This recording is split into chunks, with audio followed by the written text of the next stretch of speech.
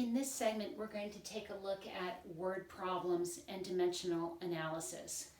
How you use dimensional analysis, this problem-solving approach that we've been talking about, to solve word problems. A word problem, I think you've had exposure from previous math classes, but let's remind ourselves, a word problem is a lengthy verbal description of a problem which includes multiple pieces of data involving equalities or relationships that exist between numerical values. Here's the key to solving word problems. You must be able to write all relevant conversion factors from the data given in the problem, as well as any necessary memorized equalities, such as the ones that you were asked to do for English to metric conversions. You're going to use dimensional analysis to solve the problem. It's very important to remember that conversion factors should have a number and a unit, as well as a label identifying what it is that you're talking about or referring to. Word problems are contained in Study Assignment 3, and this illustration is to help give you the tools you need to tackle Study Assignment 3. So let's look at an example.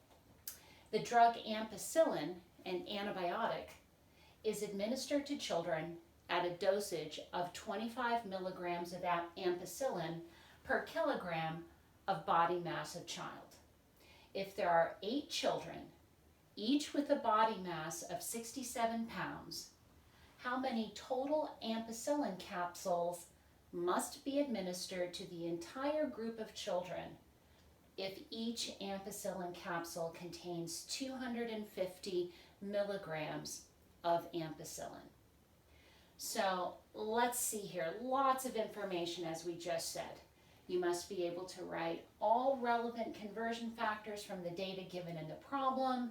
The conversion factor should have a number, a unit, and a label where applicable. So important thing is to stay calm, not get overwhelmed by all the words and all the data, and just carefully go through, look at the information given, and where appropriate, write the correct conversion factor.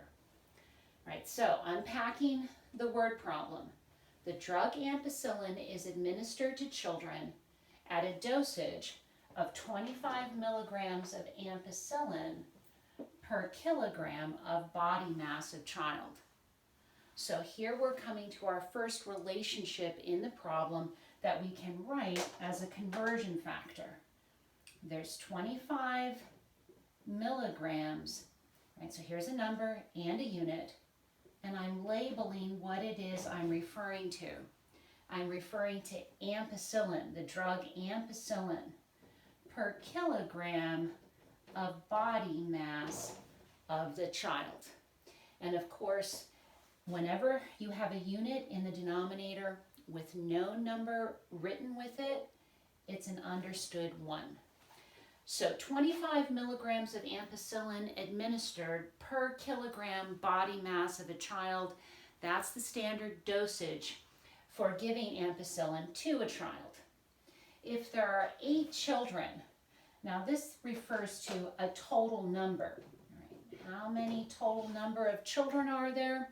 There are 8 children, each with a body mass of 67 pounds. So each child has a body mass of 67 pounds. That's another important piece of information. 67 pounds is the body mass of one child. So we're writing that like a conversion factor. Right. Question, how many total ampicillin capsules must be administered? So we're trying to solve here for total capsules of ampicillin.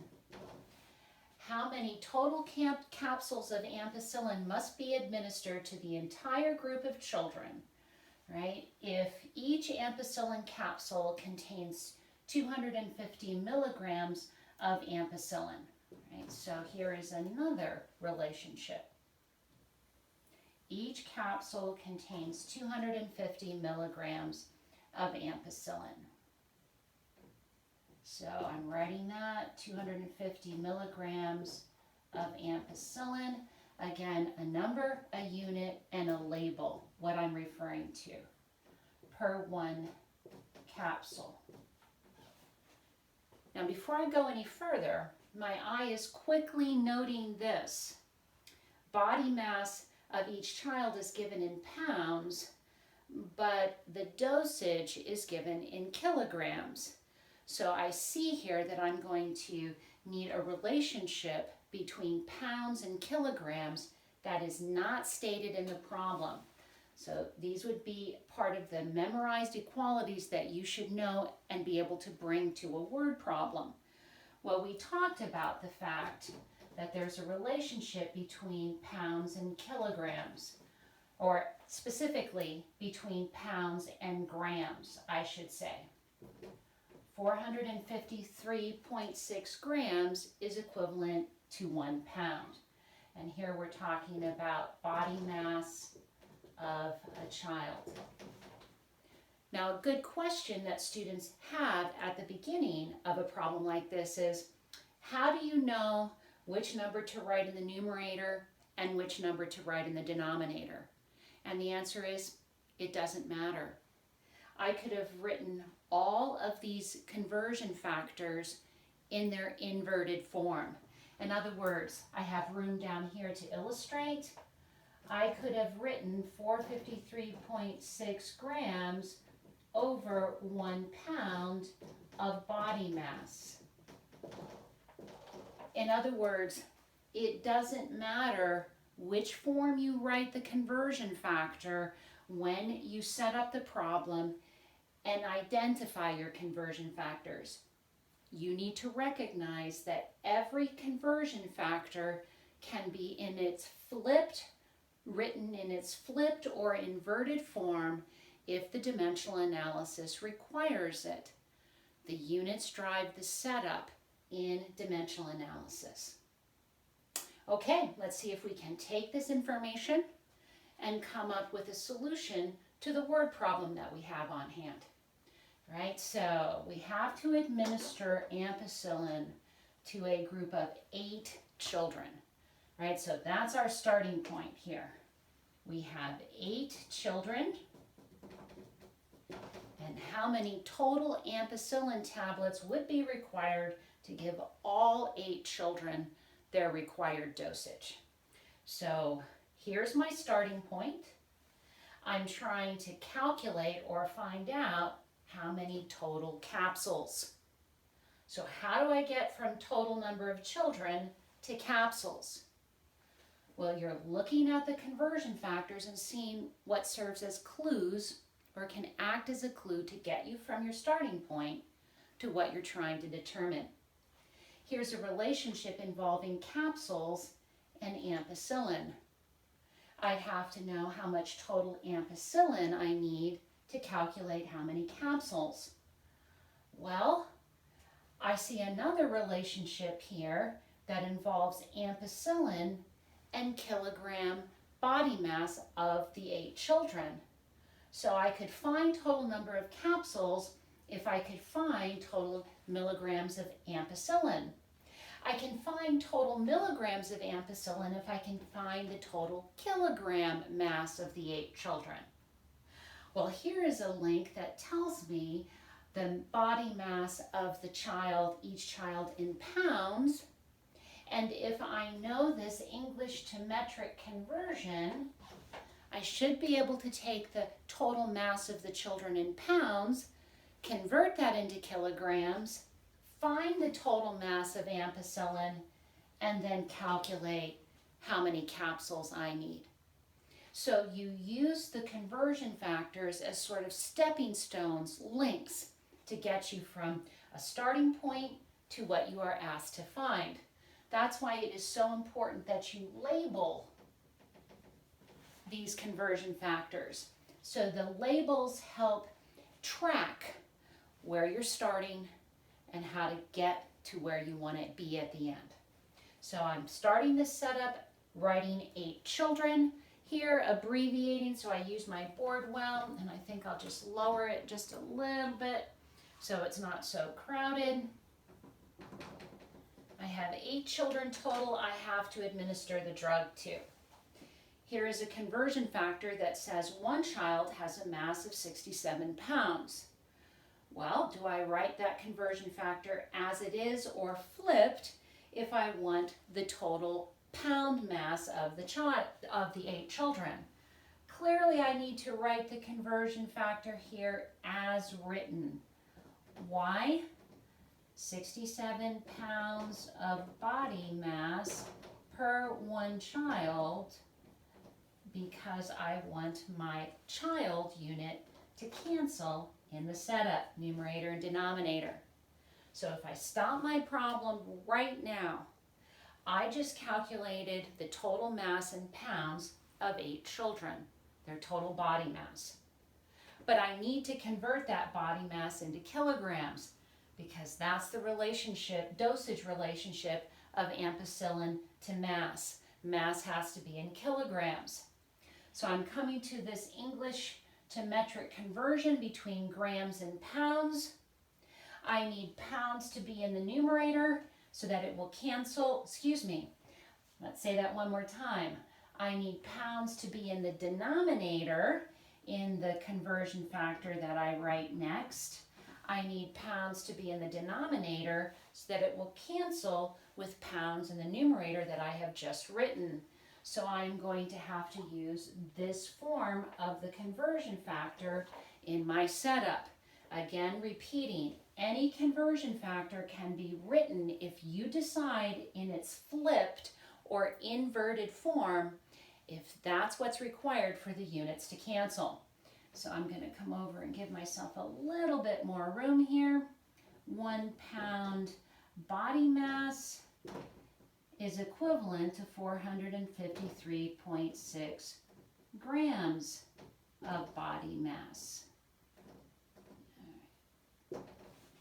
So I see here that if I look at the dimensional analysis, my pounds have canceled, and I'm left with the total mass in grams of the 8 children.